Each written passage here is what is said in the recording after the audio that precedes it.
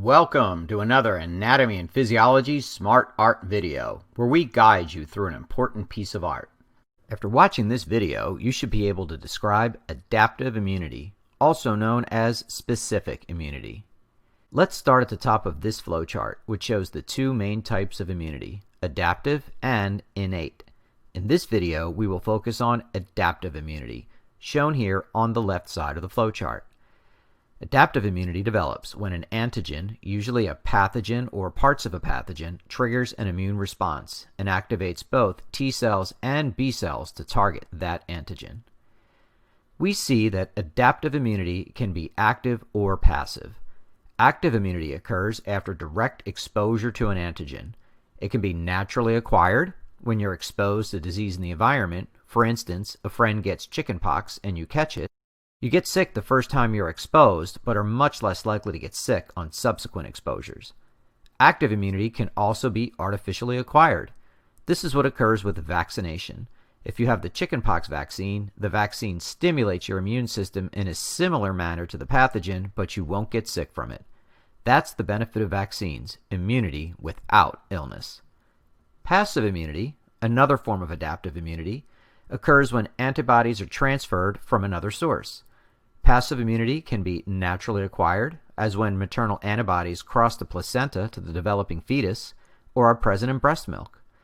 For a short time, a newborn can now resist specific diseases to which it may be exposed.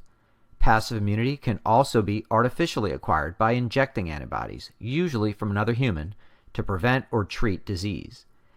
For instance, rabies patients are injected with antibodies derived from other humans. Adaptive immunity has four key properties: specificity, which is the ability to respond to a particular disease; versatility, to confront any antigen at any time; memory, to remember an antigen so it responds faster and stronger if exposed to that antigen again in the future; and the tolerance to ignore self-antigens and only target non-self or foreign antigens. In summary, adaptive immunity can be either active, you're exposed to the antigen, or passive, you receive the antibody, and can be acquired naturally through getting the disease or from your mom's antibodies, or artificially through vaccination or direct antibody inoculation. So what? Why is it important to understand adaptive immunity? Well, this knowledge is crucial to understanding the importance of vaccination, perhaps the greatest achievement in the history of public health. Remember that vaccination is artificially acquired active immunity. Before vaccination, smallpox was an incredibly serious disease, killing many victims and disfiguring many others.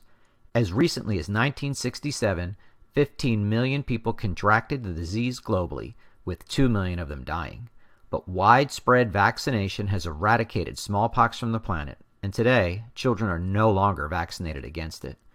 Another serious disease, polio, at its peak, killed or paralyzed more than 500,000 people worldwide every year.